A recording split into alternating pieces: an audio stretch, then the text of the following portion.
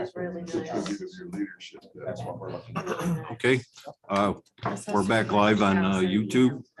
So if I would call the committee back to order, and there was no action taken in executive session, and no action at this point either.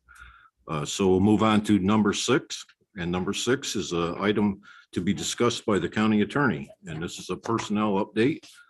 Tax coordinator's last day of employment is May 6, 2022.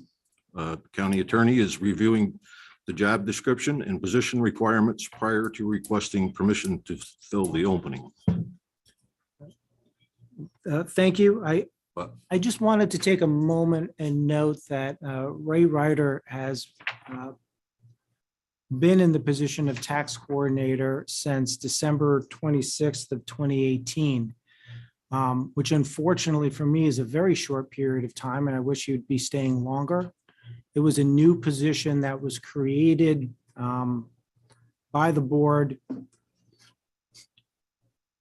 to take the responsibilities of abstracting in-house. My historical understanding of what I've been told is in part that was due to the inability or reluctance of outside abstracting companies, the county's ability to continue to retain outside abstracting companies to do that work. Over the past 3 years, I can really speak to the last 6 months. Ray has been a phenomenal team member. He is definitely a friend to everybody in the office, and he's been very instrumental in my transitioning into the office as well. And I just wanted to take that moment to note that while he's had 2 full careers already, I'm grateful that he's making the decision to retire, while I regret that he won't be with us on a day-to-day basis. There was an addendum that was circulated as well. After taking time to really sit with Ray on this new position, what his duties and responsibilities required, it became very clear that it was a highly intensive work requirement from August into the end of February, and less intensive and time intensive from March through July. And that's just due in part to the cycle of tax foreclosure work and the large amount of abstracts and continuations that are required from August under the current schedule that the county uses from August through the end of February. I apologize, through the end of March. I misspoke. So what's in the addendum is a request to create a new position, as well as a request to fill that position if it's approved. And my intention is to look for and attempt to retain an attorney, hopefully a younger attorney with abstracting title experience and real estate experience, who can take over the duties of the abstracting continuation work and ensuring and overseeing the tax foreclosure process, which is much broader than just doing that work. It requires a great amount of collaboration and coordination with the treasurer's office, and the treasurer, who is actually the client that the county attorney is representing in that process, as well as the director of real property tax services. And I apologize if there's anyone else in the county that I've left out who's key in that tax foreclosure process, but that seems to be the 2 main departments where close relationships and working relationships is required. Based on the existing salary for that position, as well as what a newer attorney with the proper experience would pay, coupled with the fact that we are able to and have consistently charged for abstracting work and continuation searches. My hope is that to the county, the cost of that additional attorney would be fairly close to cost neutral. Of course, that would depend on the years of experience that that attorney had who was coming in and what grade he would, what year he would come in on the attorney scale. I'm sure you may have some questions. I'm not sure if I missed something or if there's a question on it, but that's kind of a summary of where we've been and what I'm looking to move towards. There's no doubt every day of the week we could use additional attorney support to try to meet the obligations of the county. Yes, Supervisor Beatty. Yeah, am I missing something, Larry? Is the job description attached or did I not get it? Maybe It's my understanding from, I gotcha. Okay, I thought you had it somewhere. It's just not attached. Okay, thank you. and the executive summary on the announcement that's attached is really the first bullet point, which would be for this position, Assistant County Attorney number 3, a core responsibility, which are the duties and responsibilities currently performed by the tax coordinator, at least the core duties that are performed by the tax coordinator. Yes, And then the remaining the remaining announcement and bullet points really cover what each assistant county attorney is responsible for. Mr. Wild. Thank you. A question for Larry, if you don't mind. I've had occasion to pay some attorney bills from time to time. Do you feel you can adequately get someone at that salary range? That's a great question. The number is the number off of the current scale for someone who's entry level with no years of experience. So that's why I add in there commensurate with experience.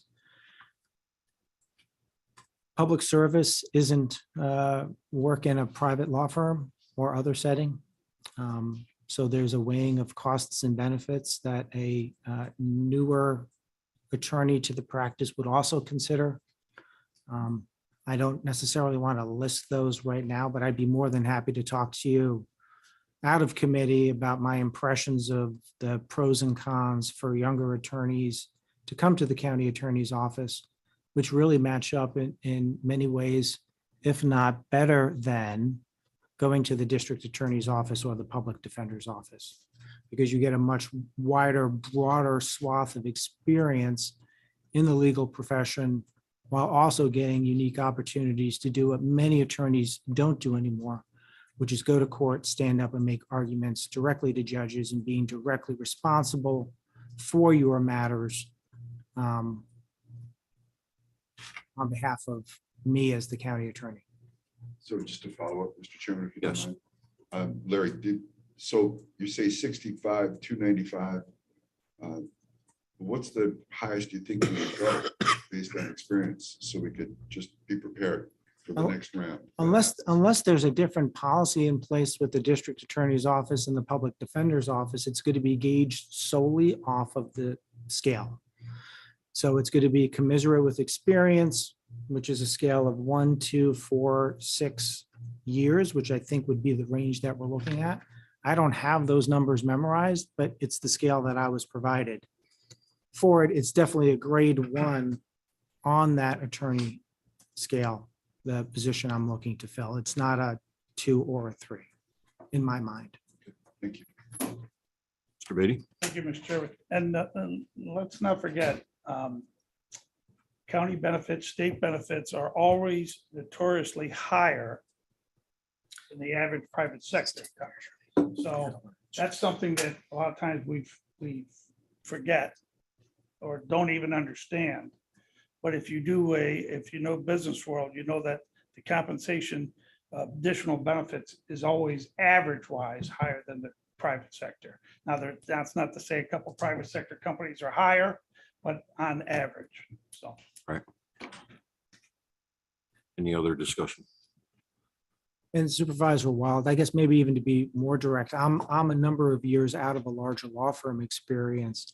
65,000 for a new entering attorney. That might be competitive locally in Warren County, my goal is not to, let me rephrase that. I'm more than willing to find a candidate in Warren County who's younger with that type of experience, but it's a small community. And off the top of my head, I'm not aware of, I know almost every attorney in the county.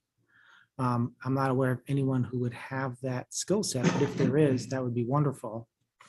Our goal is to find someone who's willing to come to this county for all the benefits this county offers, which is exactly what this committee and the board discusses from my seat each and every time a position of this caliber comes up in another department. Supervisor Bramer. In my experience, someone who understands abstracting is not going to be someone right out of law school. So I'm not going to oppose this position, but I think it's going to be very hard to find someone with the skill set that we need in that position. And wait, I also want to hear if you really took a dive into going back to the way we had it before, just using an abstracting company to do that work. And then and like you said, we charge it back and are reimburse most of our costs. But obviously this person is going to be an attorney in the office doing not just the tax foreclosure process. There's really, if we're going to dive into the details of it, there's really two pieces to this. The current position of tax coordinator overwhelmingly is performing the duties that are listed in that first bullet point. That's the job. That's the description. It's a bargaining unit position. It's a union position. Some duties are more ministerial in that position. Stuffing over 1,000 envelopes and ensuring that they're properly labeled has for the last 3 years been part of that job position. On the other hand, there are higher levels of work required around the tax foreclosure process that's not just the petition. There's preparation, execution of deeds, and there's also seems to be a steady flow of other real property issues that come up in the county regarding title. We addressed recently missing deeds or lost deeds. So there's a larger area of work that kind of touches on the tax foreclosure properties that's outside of the regular process, but also needs to be handled.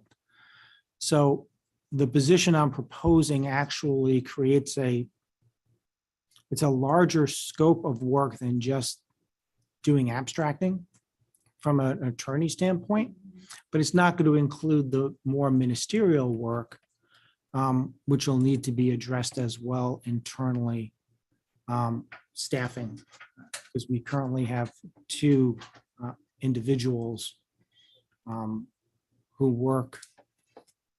Their positions are not legal assistants, but their work is in that realm, although they hold different titles right now. Okay, yes, Mr. McGowan. Mr. Allen, thank you. I see your point and I like the opportunity to be able to, in your job description, that it's just not isolated to, but it also could include more, if things get caught up in that. I just would like to go on the record, stating, once again, I'm a little upset. This is an $18,878 raise for someone on a new position with changing duties than what they had in the other one. And I am not against this. I just wanted to go on the record. This is another example after what I just went through of just offering out more money outside the budgetary bargaining time. So thank you. I guess if I could just briefly address that concern, because I understand where the supervisor is coming from on that.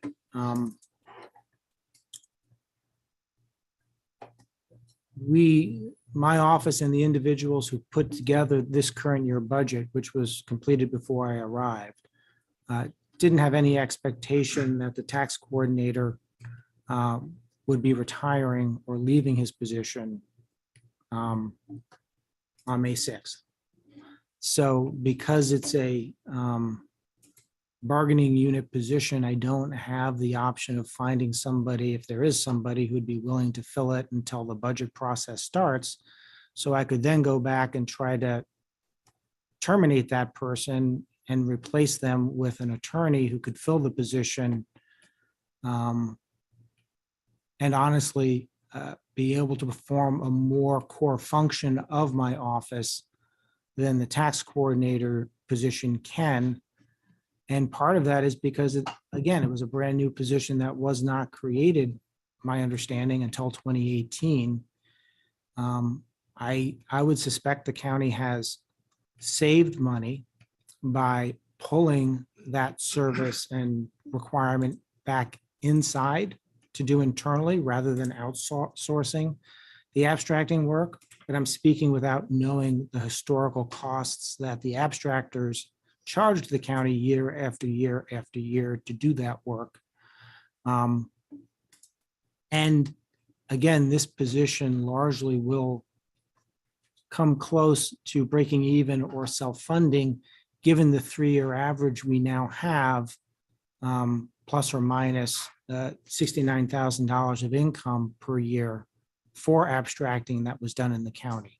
And that's abstracting costs that get charged back to the property that's in default, that then needs to be paid or is included in the ultimate sale of the property, when unfortunately that must occur at the end of the process. So I understand the supervisor's concern with the modification occurring during the year. But when the opportunity arises and it becomes clear that we can do more with that position and accomplish more with that position, hopefully it provides the opportunity for somewhere less than 50% of a full-time attorney's time to do work other than abstracting and tax foreclosure, which is great because I have not even addressed the weight of current litigation matters, which I'll be discussing briefly in front of the full board later this morning. So, and I'm not trying to change the supervisor's mind, I'm just trying to give my perspective from my position of why now is the time to do it. Mr. Beatty? Thank you. So I'm getting a better handle on this now. So a couple questions. Has this position, have we ever outsourced this position before? That's a yes or a no. Do we know that? The treasurer might be in the best position to answer that, and I see Mr. Swan? Mr. Swan. Yeah, just to give you a little background, okay? For years and years, we always contracted out to have the abstracting done. Firms came in, they did the abstracting for us. There's starting to be some problems with the quality of the work. And the quality of the work in the abstract means that the county is on the hook financially if something isn't done properly.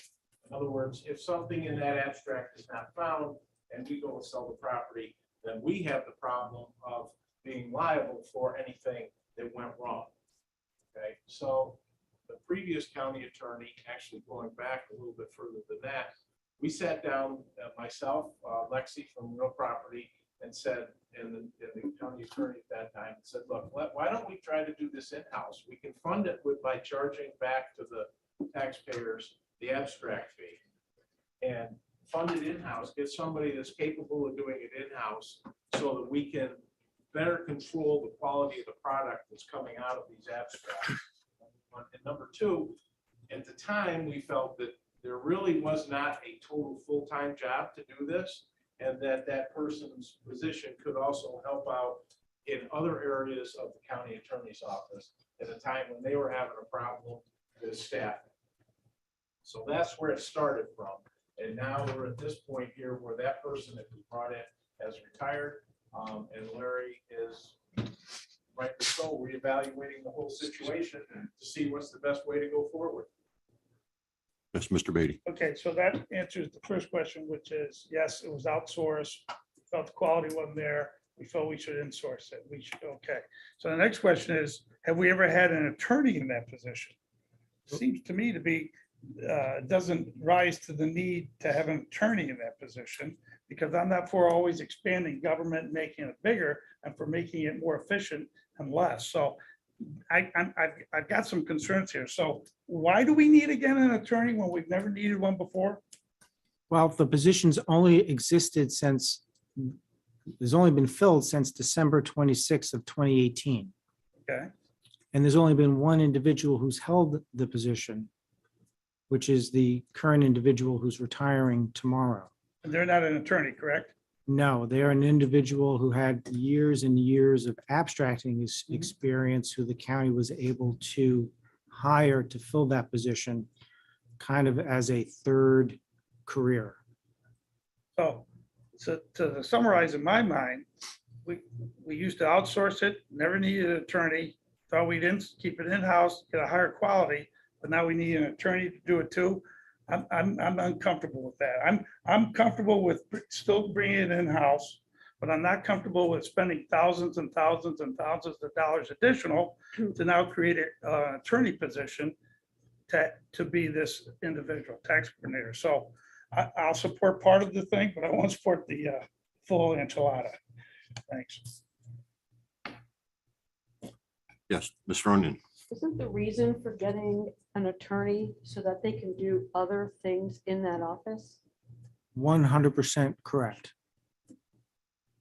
And to ensure the highest quality work product in the tax foreclosure realm as well. Locally, when I first moved up here, it was very common for attorneys to do the abstracting work for their abstracting companies. Or at a minimum, there's always an attorney who's overseeing and reviewing and supervising the work product. Because the analogy that Treasurer Swan provides is completely accurate. It would be the same if we messed up one.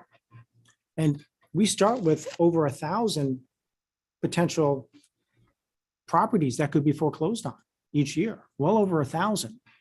And if any one of those is the one that goes through the process and we miss something that we shouldn't have seen, it's the same as you buying a house and then finding out a year later that there's a $60,000 judgment on it that never got cleared, and now it impacts your ownership of the property. It's significant and serious liability. I have tremendous respect for the treasurer and the former county attorney who made the decision to bring it in-house, because you can spend this money getting an outside company to do the abstracting work and get a product back, which is an abstract. Or you can have somebody in-house who does the abstracting, takes that information, uses it and applies it for the tax foreclosure, creates systems to assist in the process, does the internal coordination with the treasurer's office, the real property. And then if you layer a lawyer on top of that, run the tax foreclosure petition and action through to closing to include all of the deeds, overseeing the foreclosure sale at the end of the day, as well as being available to assist the county attorney's office with a wealth of work that needs to be done during those time periods when it's not a 40-hour-a-week job. So that's the thought process behind bringing in a younger attorney for that position. Mr. Weil. Mr. Chairman, just for clarity, I heard the county attorney said that much of this salary is going to be compensated and charged to the individual properties. So I'm just curious, what do you think it's going to cost us out of our contingency fund above and beyond what we get from fees that we charge? I almost defer it to the treasurer, but I know he doesn't know the numbers off the top of my head. what I was able to determine based on the number of searches done over the past 3 years and the cost per search was an average for the last 3 years, an average of approximately $69,000 per year of fees that were generated and back charged to the property. 1 year it could have been higher, could have been lower. Some of those fees may have gotten rolled into a property that didn't get redeemed. So therefore, they're waiting for a sale to occur, but the actual charges were approximately $69,000. So just to follow up for clarity, so it's basically net zero except for comp and benefits, but we get some additional services and some additional legal help to help the office. Look at it that way. Yep. So it's about 24,000 in revenue each year. Right, that we lose. No, that we get No, it's about 69,000. over 3 years. No, the average per year is Oh, okay. $69,000 per year, Right. plus or minus. And Oh, I got currently, you. we- Okay. Yep. Currently, we pay 48,000, so we're gaining in revenue approximately 21,000 a year, Right, which right. that will go away. Yep. So it's not a net gain, it's a loss of 21,000. Weigh in? Mr. Chairman, Yes. so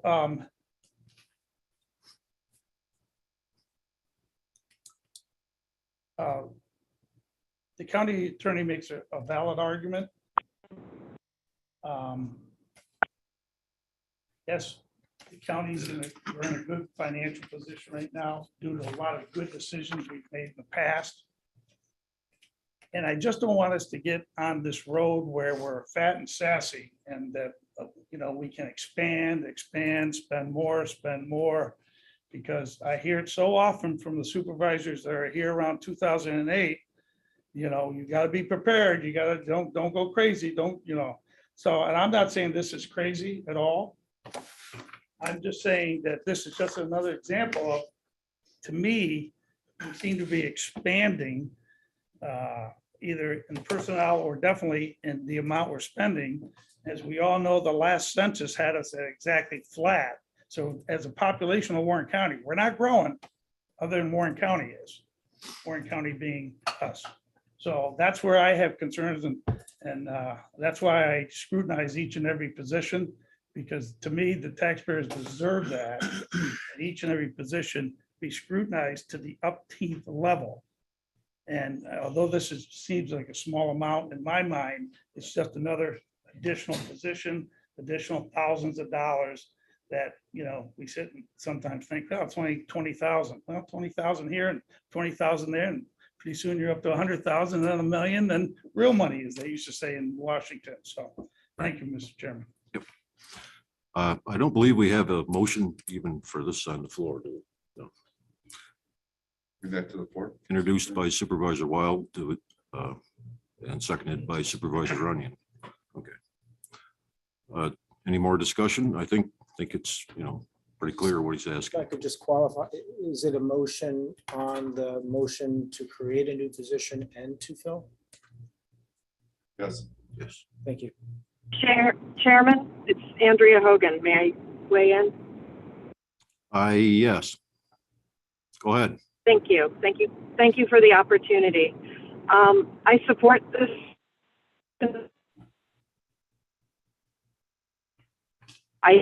That we're feeling speaks to a practice that we've fallen into, is to create a position for an individual. And then when that individual is ready to move on, we find ourselves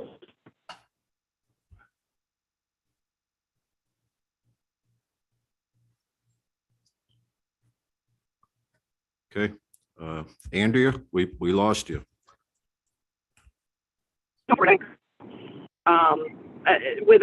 without bias. Yeah.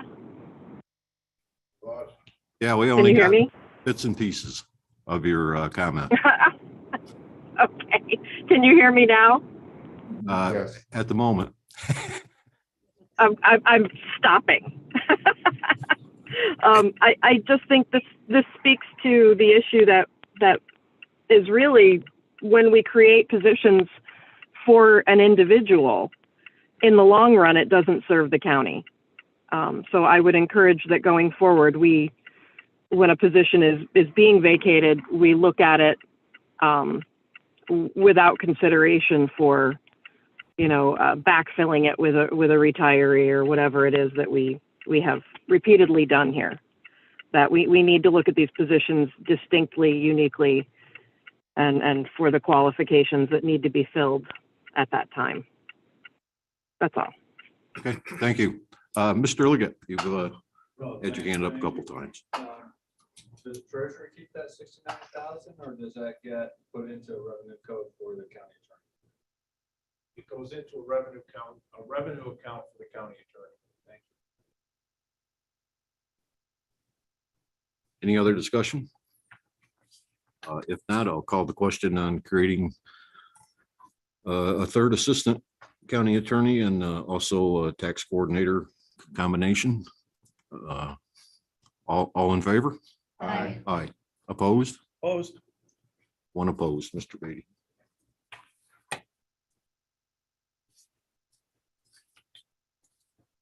Before we move to pending items, we do have another referral from the Budget Committee for the Public Defender's first assistant. A little while ago, we talked about an executive session.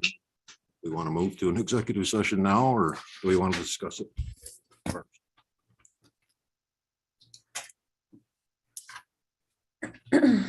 Chairman. Yes, I'll just say- Supervisor Bramer. So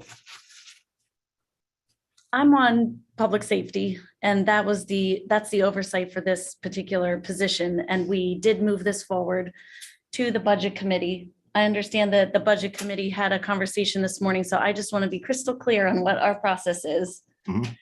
On mid-year or in between the budget process, salary increases such as this particular one. And I am listening carefully. Okay, as I stated back on, I think it was March 3rd, or maybe March 31st, I don't recall exactly. Obviously, it's discussion during the budget process that happens September, October, along in there.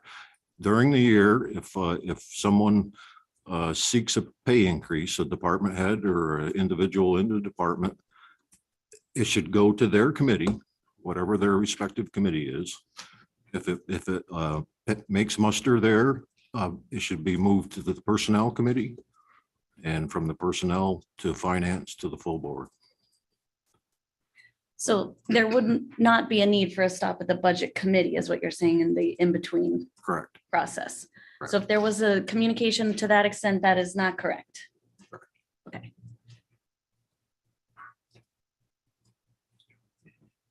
Yes, Supervisor Conover. Yeah, I'm not judging anyone's decision-making, just so you know the things that I think about and this sort of thing.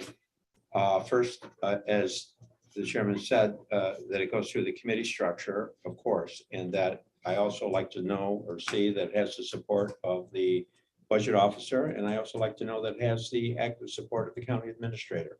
And then, of course, there's the third leg of the stool, which is the argument itself. And those are the things that I like to see. And those are the things that can achieve my support. And absent those things, it's less likely that it will achieve my support. That's pretty much it. So, but everybody's got to judge these things how they judge these things. So I'm not, saying that anybody's doing anything, incorrectly. I'm just giving you my thinking on the matter. And if it comes through the budget process, that doesn't mean it succeeds in the budget process. It can fail in the budget process. And it can fail in the budget process with me for a number of reasons, but primarily the things that I'm looking at is where's the budget officer come down on this? Where's the county administrator come down on this? What is the argument at hand? And whether that succeeds with me or not. And sometimes it succeeds and sometimes it doesn't. Thank you. Supervisor Bramer. Thank you. So just going back to the process and this particular, the substance of the request, my understanding is it went through Public Safety, the Oversight Committee. It's now here in Personnel. And my understanding of the basis for the request was out of title job duties are now being performed by this particular position. Not necessarily the person who is in it, but just this position has additional duties outside of the original job description. So I see Marcy shaking her head. Yes, I just want to be sure that that's still the correct understanding of that as well. Okay. Yes, Mr. Beatty. Thank you, Mr. Chairman. I know that this county pays stipends for additional services rendered. We do it sometimes for somebody, and sometimes we don't. It's not a real consistent across the board type of process, if you ask me. So again, not to belabor what I just said a few minutes ago,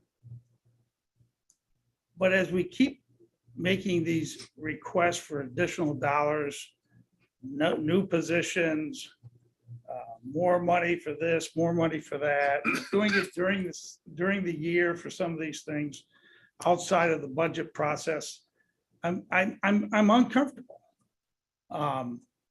Because I feel we're getting in a position of picking and choosing winners that we think deserve to be a winner and not. And that's not to say any individual person. That's to say positions. So I can't support this based on what I just said. The financial impact, again, additional dollars to the county, again, happening during the year. If this position was in a supervisory position for the last year or two, which we were told earlier, then maybe that should have been brought up at the end of that year. And then the budget committee could have made an educated and well-informed decision. But to be brought up a third of the way through the year just doesn't hold water with me. And I'm sure, and again, I don't even know who this person is, so it's nothing about them. It's about the position, the additional responsibilities we have now. And who's to say that any department head can't say, okay, now you're doing additional work outside your job parameter, so I'm going to put in for additional dollars, which they can do now. Now, and it looks like we've had it happen already this year, which was an individual or a position. So I find that very disconcerting to me that I have to be put in a position like this. Let's do it at the end of the year. Let's make a valid case that, hey, this job description has changed or been enlarged. And then at the budget committee, at the end of the year, we can then make the appropriate decisions from a financial standpoint. But to do it during the year doesn't look right, doesn't smell right, and in my opinion, isn't the best process for protecting the residents' dollars. That's my position. Thank you. Ladies first. Supervisor Bramer. Thank you, Supervisor Wild. I just want to say, we have done this in the past. It's not unprecedented for us to reevaluate things in the middle of the year. And we are going through the process that was indicated by our chairman through the oversight committee, through personnel. If it passes here, it'll go to finance and on to the full board. There's still a few other steps. I see nothing wrong with us moving in this direction. I get one thing I would like to note is that we're not going into executive session to talk about this particular person's job performance, but maybe our public defender could speak exactly to what some of those items are that this job position is doing that's a little bit more than what has been listed in the job description previously. So we have that on the record. And I'm aware that we've done this before. And I was very uneasy with it then too, supervisor from the third ward. Mr. Conover. Yeah, I mean, there's nothing automatic about the process. I mean, you have to get certain level of support to even get here. And then when you get here, you have to achieve a certain level of support before it even goes to the board. And those supervisors that are comfortable with what they hear or what they see, we'll vote in the negative, and those that feel that the recommendation is a good recommendation, it has the support and the explanation that is needed, well, we'll achieve their support. And in the end, they'll tally the votes, and that will be the end of that, either success or failure. And that's the way the process is supposed to work. And that's really all I have to say on the matter. And I don't, each supervisor has to call, as they say, vote their head, vote their conscience, and that's how it should be. Mr. Weil? Mr. Chairman, thank you. I'm not going to talk about the process, but I'd like to just convey my sense about my position on the board and my position on this committee. And as a board member, I feel it's important for us to make sure that the county can deliver the services to our constituents that we need to. As a member of this committee, one of the responsibilities that I feel we have is to make sure that we have adequate staff to provide those services. This I support. It's a 5% bump for someone who has, as we've been told, increasing his responsibility for leadership and direction of this office. And that's important, I believe, to continue what has been happening over the years. We know our current public defender is retiring, and that knowledge is important to transfer going forward. So I'm all for this. Thank you. I was going to ask Marcy if she would like to comment on the position itself. Thank you very much. We're not talking about a person, we're talking about a position, because that's what we need to talk about. I understand that, okay? So Marcy? let's talk about it that way. Excuse me? Oh, I'm Could you sorry. go to the microphone I so we, apologize. I would think my voice carries enough. I apologize. So we're talking about a position, not a person. So we don't have to go into an executive session. So the position of first assistant, I used to be the first assistant way back then when we started the office. And that position was more of handling felony cases and handling cases, not dealing with the administration of the office, dealing with other agencies, et cetera. So right now, the first assistant's duties have been increased. They are responsible for knowing everything that's going on with grants. And we get 57% of my office budget is from grants. So it's an important function because you have to communicate with ILS, other departments, the treasurer's office, county administrator, county attorney, to make sure we are doing what we need to do to get our funding and to increase our funding whenever other grants are involved. So that first assistant has to help write new grants because there are new things coming up in the public defender sphere, such as the changes that I anticipate coming in family court. So that person now is dealing with grant issues that they never did before.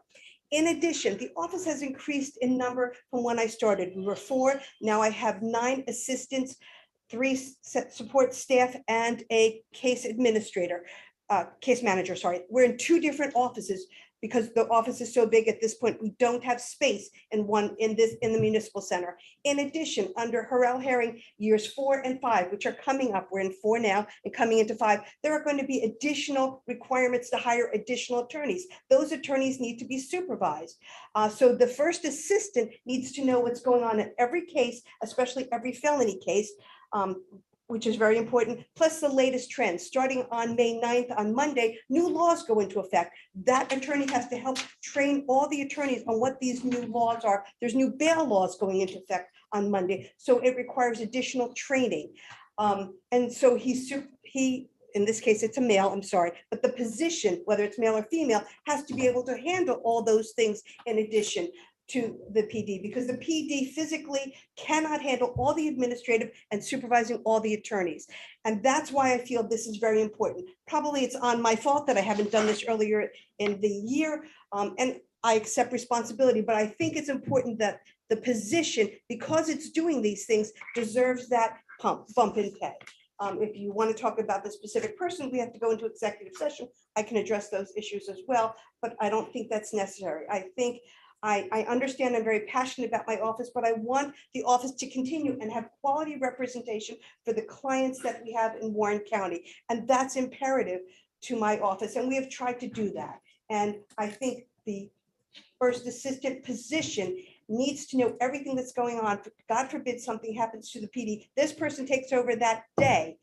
And therefore, they need to be up on everything that's going on. And we haven't done that in the past. We're doing that now. And I think the 5% bump, making their supervisory level of 5 from a 4 is appropriate. Any questions? Thank you, Marcy. Yes, Mr. Beatty. Yeah, just a final comment. Thank you, Mercy. You've done a great job too. I'm going to miss you. It's not about, to me, it's about when to do it, okay? I'd be all for discussing this in depth in the budget process at the end of the year, that this position now has expanded. I'd be all for that, to just full discussion on that. You know, we as elected officials get put in this position, of making decisions, yes, no, and so forth. I remember when I was on the Queensbury School Board, I voted against some things and so forth. And I remember one of the school board members saying to me, you know, Doug, I said, why do we always lose 7-2? He goes, well, it's OPM. I said, what's OPM? Other people's money. That's why it's easy to vote yes. That's the easiest thing for us to do. This is the tough thing for me to actually oppose it. And I know, and it's nothing against obviously the person, but it's the hard position is to say enough's enough for right now. Let's go through time in the budget process. That's when it should be discussed. So it's easy to say, yeah, heck, I could be a hero. I could say, yeah, but I'm not going to do that because my conscience tells me what to do in a rational and business-like manner, which is best for all 65,000 residents. So thank you, Marcy, though, and I will miss you. I mean that. Thanks. Thank you. Do we have a motion to move this item onto the floor? Moved by Supervisor Wild. Do we have a second? Seconded by Supervisor Runyon. And this is to increase the first assistant public defender from a grade 4 to grade 5, from 97,310 to 102,53. I'm going to call the question. All in favor? Aye. Aye. Opposed? Opposed? Mr. Beatty. Thank you.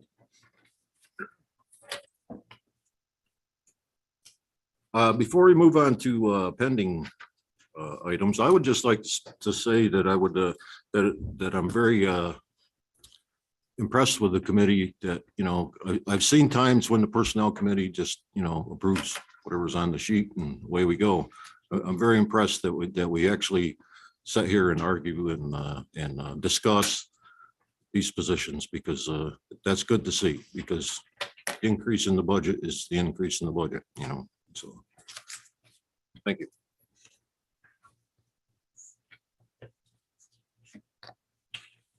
Pending items.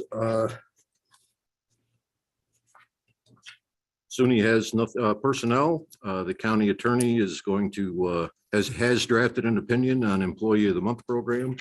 It says he will present that at the full board with options. So we'll leave that for the full board. Number 2 is the workplace violence policy to be reviewed for additional updates. And we received a copy of this last month.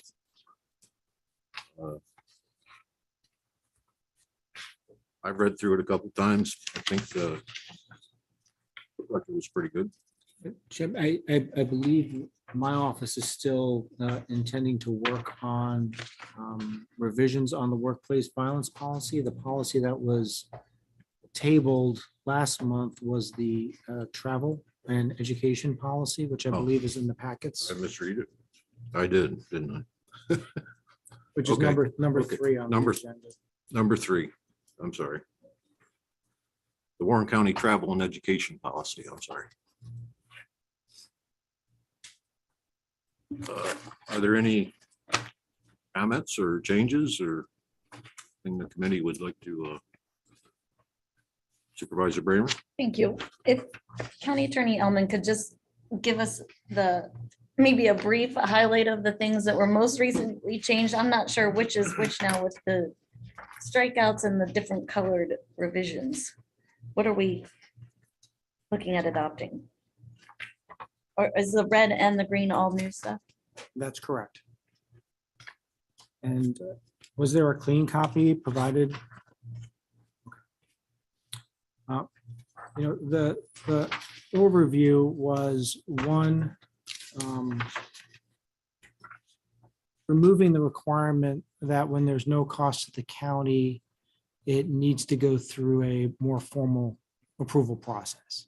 So now if there's a free program or an online program that doesn't have a cost associated with it, it's the department head who runs his department or her department that makes the determination if the employee is going to take that cost.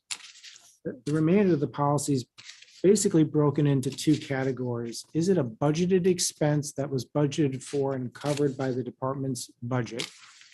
And if so, it's the department head who makes the approval for it. Or is it an expense that was not budgeted for, or there's not sufficient funds in the department's budget to cover? In that case, it's a more formal approval process beyond the department head. So on under paragraph B, which is really the core of what was worked on and modified, there are now 9 points that walk step by step through who approves under what circumstances. And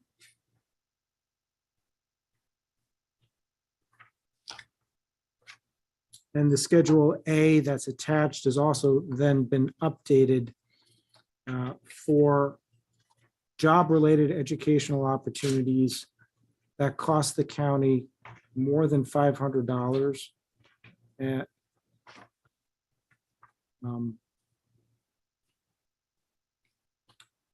As well as when those funds are not available in the county's budget or in the department's budget.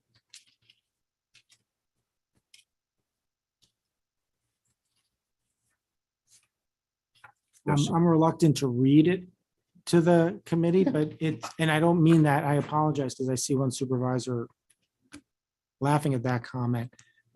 It's very specifically worded to make sure it's very clear to include discussions with the county auditor to make sure the language was clear for purposes of auditing, that all scenarios would be properly covered. And again, the summary overview is when the department's budget sets funding aside for such educational expenses to permit the department head to then approve what's already been approved in the budget line. And when it's not there, to have a more formal process, with the exception being over $500, which would then require the committee chair overseeing that department to also approve. Supervisor Bramer and Mr. Weil. Thank you. Yes, I don't think we need to have the changes read to us aloud, but I appreciate that. One of the questions that came up not too long ago at Public Safety was whether or not the sheriff's employees who are not part of the union are covered by this. Did you have a chance to look into that? Because I thought that they were. There are only limited exceptions about the sheriff's department. It's only about vehicles and stuff like that. It's not the overall policy. Yes, this would apply to all county employees. This started as a proposal from the sheriff, and through the course of discussion, it was decided, I don't recall which committee decided, but it was recommended to make those changes for all employees. Okay. Thank you. Mr. Weil. Thank you, Mr. Chairman. Larry, question for you. Have all the departments heads reviewed this and given you approval for moving forward? I don't recall. I did not personally send it to the department heads. I believe the department heads were involved through the county administrator in a discussion on dollar amounts and approval levels. So I believe and it's been a couple of months, so I apologize. I don't remember specifically if they were provided a draft of this before it was provided to the committee. I did not do that, but the policy is hopefully a reflection of their input as well as comments made by supervisors regarding the policy, which I picked up previously. Yes, the thrust of this is the $500 threshold. It used to be $100. And I didn't suggest anything. I put it out to the department heads and the vast majority of them responded with $500. That would make their lives easier, that would be manageable. In terms of the departments that reviewed every word of this, it's the departments that have a role in approving the expenses, like the auditor, for instance. Thank you. I had one thing on page 4 of 14, number 7. The last 4 words herein shall not require seem to be out of place. I am working off of the final version, so let me just sort of, I believe you're looking at 414, where, Number 7.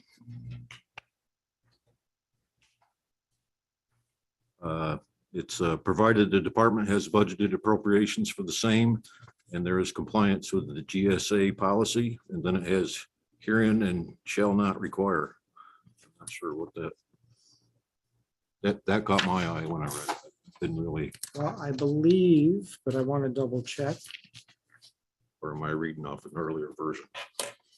Well, I think part of the problem is there were so many red line changes that were made in an attempt and at the request of the committee, and I think the board, that when they were accepted, some things got left over. And I believe those words have been removed and redacted from the clean version. Okay. And that's what I just wanted to double check.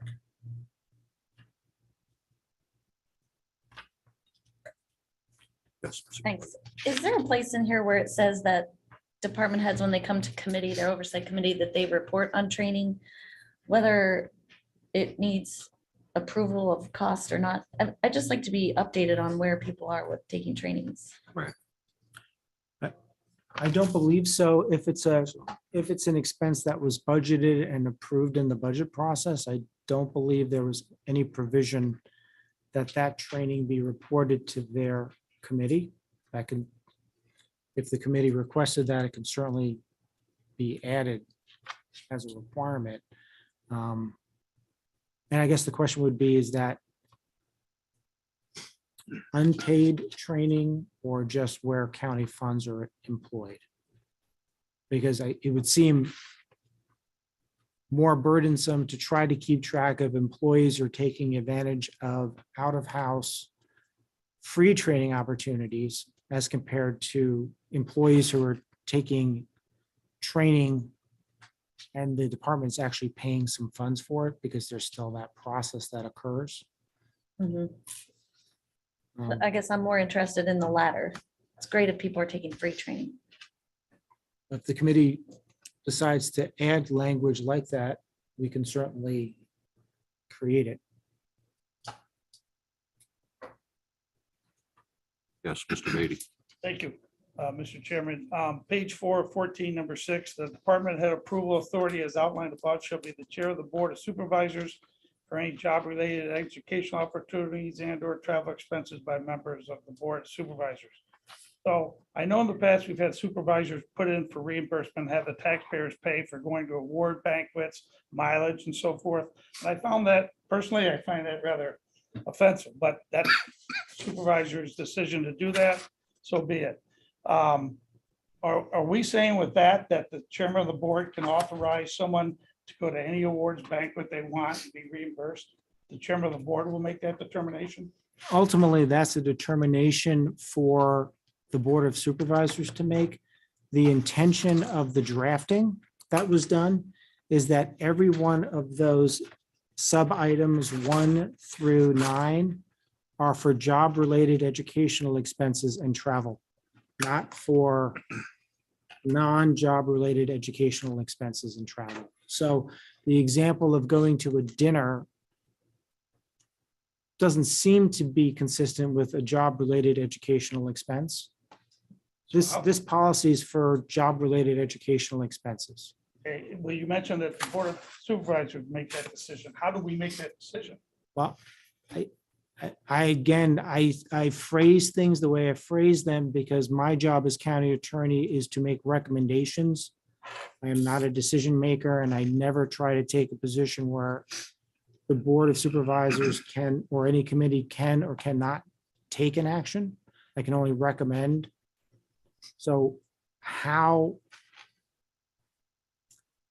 if that provision is used for something other than job-related expenses, that's not something my office has any control over. That's within the purview of the Board of Supervisors and the chair of the Board of Supervisors.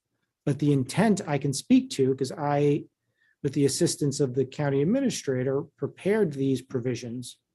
And the intent was to modify what this policy was, which is travel and job-related educational expenses.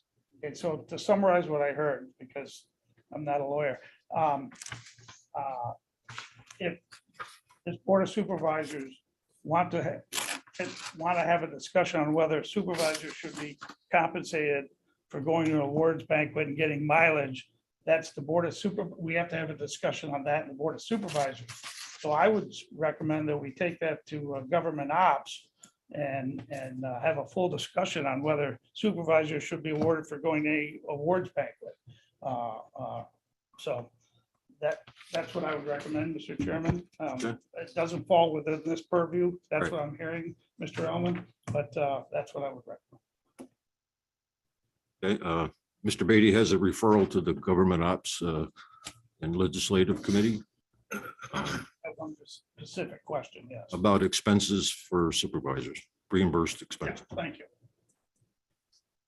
They have a second from Bramer. Supervisor Bramer.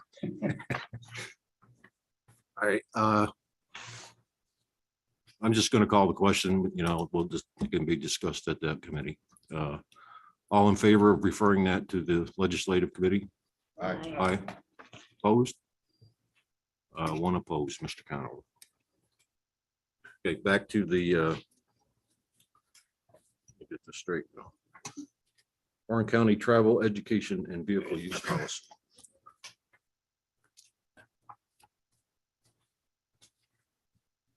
Do we want to move this forward and adopt it, or? Yes, Supervisor Seaver. Thank you. I wanted to wait till privilege of the floor to discuss this, but since I'm not a member of the committee, I'm trying to comply with the open meeting law. Chairman, I'm sorry, Rachel, could you come over to this mic because there's no mic there and people can't hear you on the YouTube? Would you mind?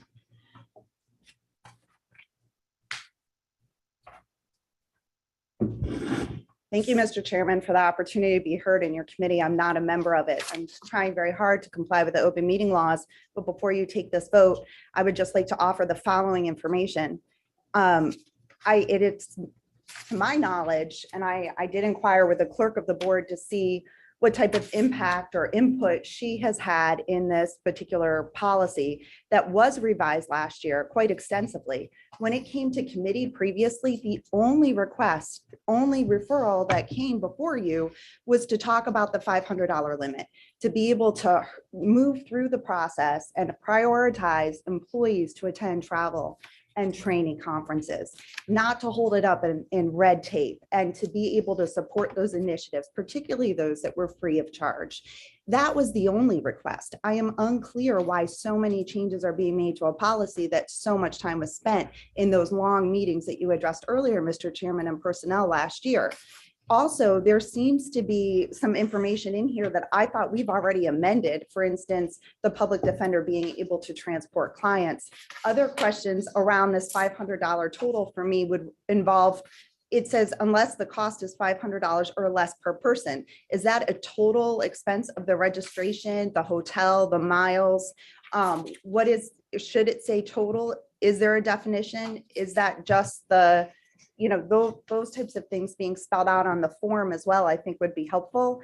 But the idea was that it could be reported back to committee as an FYI to the oversight committee, but put through so that it wasn't burdensome to our employees to be able to attend these trainings, particularly all those that are virtual. I don't know.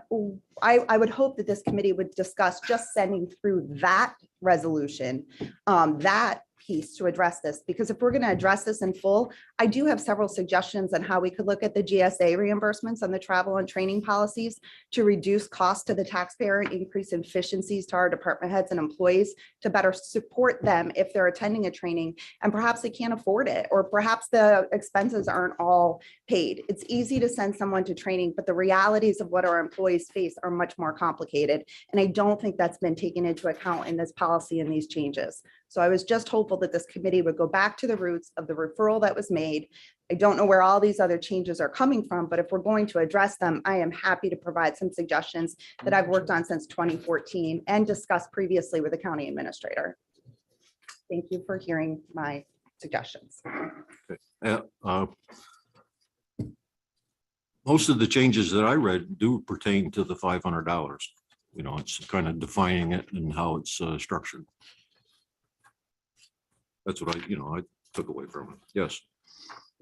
Thank you, Mr. Chairman. I mean, I'm prepared to consider any suggestions by any supervisors in this committee at any time. It doesn't happen today. If it happens next month, I'll consider it next month. Good suggestions are good suggestions. And at some point, we have to deal with what we have in front of us and act on it. But if 30 days is a sufficient time for supervisors to make other suggestions, I don't have a problem with holding this for another 30 days unless I hear a reason to the contrary. I mean, as far as I'm concerned, we've had a request, if I heard correctly, that the supervisor wishes to make additional suggestions, and I'm willing to entertain those suggestions, either as an amendment later on or by holding this up for 30 days, and we'll deal with it next month. I would just comment that if you're looking to make it easier for the department heads to travel and raise the $500 limit, you're going to have to do it at some point. If you just keep, putting it out 30 days and making more changes, then we'll review it for another 60 days and another 30 days to get, I'm good with acting. You're not on really this. helping the department heads. I don't I'm good believe. with acting on this now, but I want any supervisor to know that if they have suggestions to this policy that they wish us to consider, send it to us. I'd be happy to amend this again 30 days from now. Correct. I would agree with that. Absolutely. So, Mr. Chairman, my only question was, is there something imminent that we need to pass this today? Because I also agree, if there's some changes that we can affect this with, is there a problem with delaying this until next month or maybe the next full board meeting? I'm just curious if there's any pressing issue, and whether we could get these changes done in the 15 or 30 days. If I could just comment for a moment. I would need the committee to provide guidance on what changes they wanted to incorporate, which would occur at the next meeting, and then I would incorporate those changes for the following board. So that would kind of be the time frame on it. I'm not in a position to advise the supervisor whether there's a pressing need in the county or not. Supervisor Bramer. Thank you, Chairman. Just to add to this little debate right here, I would like a change about the, it looks like it's on page 4, new number 8, about reporting to the oversight committee. It says any combined cost of over 500. I think it should just say if there's a cost to the county, it should be reported back to oversight. And I think, I don't see a really pressing need. I know people want to be able to move forward. Our department heads, they have a pretty easy process right now. So I think that we aren't going to hold up anybody too terribly if we just wait 30 days. And I would ask with committee consensus that we see a clean copy. Now that we've seen the track changes, which I really do appreciate, I think it would be appropriate to see a cleaner copy. Is that a motion? Sure, a motion to table with those suggestions to be looked at. Motion Yes. to table by Supervisor Bramer, seconded by Supervisor Conover. Just a question, if you don't mind, comment. For our supervisor that spoke, The question is, do we think we can get this done in 30 days? Over Supervisor Seaborn, I'm not sure how many changes you thought you had, but you've been around here long enough to know. Do you think we can pull this off in 30 days?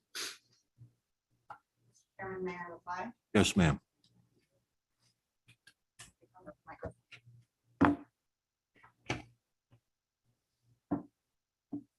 Supervisor Wild.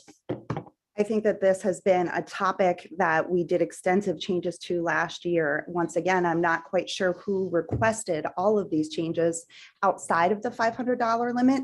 Specifically on page 4, when you look at 8 and 9, those are not things that I heard discussed during that referral, but yet I'm looking at addressing county supervisors in terms of travel reimbursement, but I do believe there's a county officers law that needs to be taken into consideration or at least referenced in it.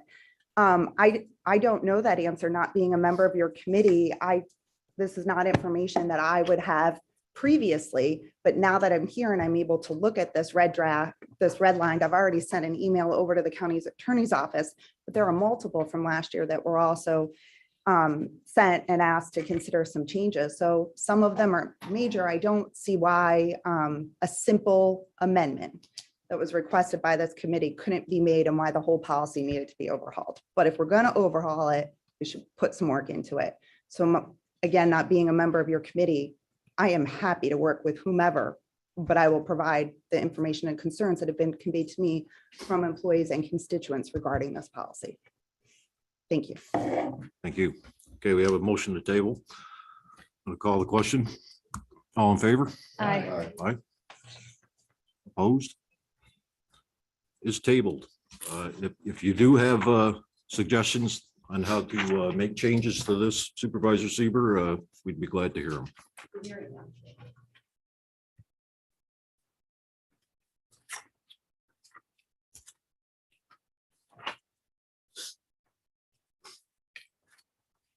Okay, we did cover number 2 when I thought it was number 3.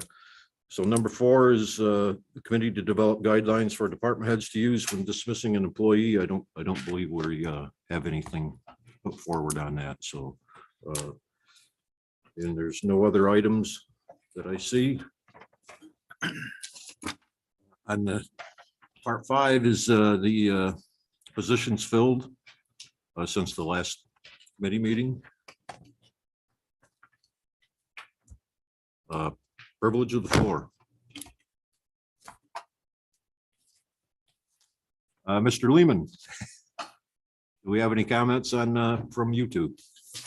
From the public? Hello, Chairman Thomas. No, there is nothing on YouTube. Okay. Motion to adjourn. Moved by Supervisor Wild, seconded by Supervisor Conover. All in favor?